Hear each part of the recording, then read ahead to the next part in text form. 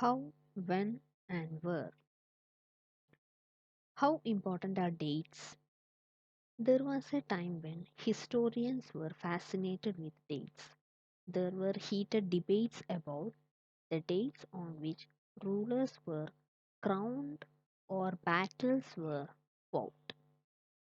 In the common sense notion, history was synonymous with dates. You may have heard people say, I find history boring because it's all about memorizing dates. Is such a concept true? History is certainly about changes that occur over time. It's about finding out how things were in the past and how things have changed. As soon as we compare the past with the present, we refer to time. We talk of before and after. Living in the world, we do not always ask historical questions about what we see around us. We take things for granted as if what we see has always been in the world we inhabit. But most of us have our moments of wonder when we are curious and we ask questions that actually are historical. Watching someone sip a cup of tea at a roadside tea stall, you may wonder, when did people begin to drink tea or coffee? Looking out of the window of a train, you may ask yourself, when were railways built and how did people travel long distances before the age of railways? Reading the newspaper in the morning, you may be curious to know how people got to hear about things before newspapers began to be printed. Look carefully at figure 1 and write paragraph explaining how this image projects an imperial perception. That is figure 1. This is figure 1. So, figure 1, Brahmans offering the what is figure 1? The figure 1 is about this is figure 1. See this. This is figure 1. This is Brahmans offering the Shastras to Britannia, front, frontispiece to the first map produced by James Runnel. Brahmans offering the Shastras to Britannia. Frontispiece to the first map produced by James Runnel.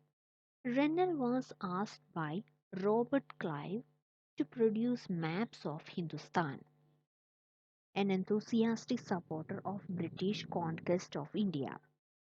Runnel saw preparation of maps as essential to the process of domination. The picture here tries to suggest that Indians willingly gave over their ancient text to Britannia, the symbol of British power, as if asking her to become the protector of Indian culture. This is what the picture is saying.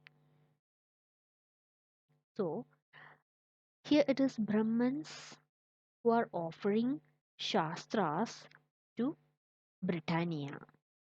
Frontispiece to the first map produced by James Runnel. Runnel was asked by Robert Clive to produce the maps of Hindustan, an enthusiastic supporter of British conquest of India. Runnel saw preparation of maps as essential to the process of domination. Okay, so the symbol of British power is Britannia, mm, the protector of Indian culture. This is about the picture. Okay, yes. Next is all such historical questions refer us back to notions of time. But Time does not have to be always precisely dated in terms of a particular year or a month. Sometimes it is actually incorrect to fix precise dates to processes that happen over a period of time. People in India did not begin drinking tea one fine day. They developed a taste for it over time. There can be no one clear date for a process such as this. Similarly, we can fix one single date. We cannot fix one single date on which British rule was established or the national movement started or changes took place within the economy and society. All these things happened over a stretch of time. We can only refer to a span of time, an approximate period over which particular changes became visible. Why then do we continue to associate history with a string of dates? This association has a reason. There was a time when history was an account of battles and big events. Battles and big events. It was about rulers and their policies. Historians wrote about the year a king was crowned, the year he married, the year he had a child, the year he fought a particular war, the year he died. And the year the next ruler succeeded to the throne. For events such as these, specific dates can be determined. And in histories such as these, debates about dates continue to be important.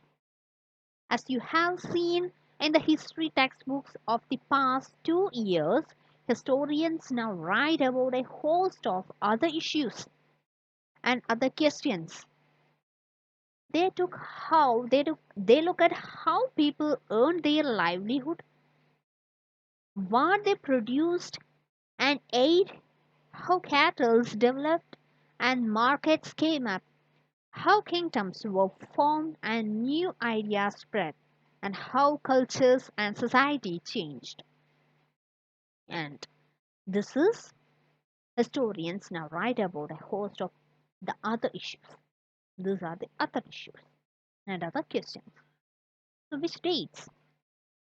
By what criteria do we choose a set of dates as important? The dates we select, the dates around which we compose our story of the past, are not important on their own. They become vital because we focus on a particular set of events as important. If our focus of study changes, if we begin to look at new issues, a new set of dates will appear significant. Consider an example. In the historians in the histories written by British historians in India, the rule of each governor general was important. These histories began with the rule of the first governor general began with the rule of first governor general Warren Hastings. The rule of governor general. Hmm? This is about governor general. Okay, the British historians. And ended with the last viceroy was Lord Mountbatten. In separate chapters, we read about the deeds of others. Okay, so look at the picture in this page. Like advertisements help create taste. This is that. So read it. Famous all over the world, Lipton's teas. All advertisements. This is look at this picture. What it says. It says that all advertisements help us understand how markets for new products were created and new tastes were popularized. This 1922 advertisement for Lipton tea suggests that royalty all over the world is associated with this tea. In the background, you see the outer wall of an Indian palace, while in the foreground, seated on horseback, is the third son of Queen Victoria of Britain. Prince Arthur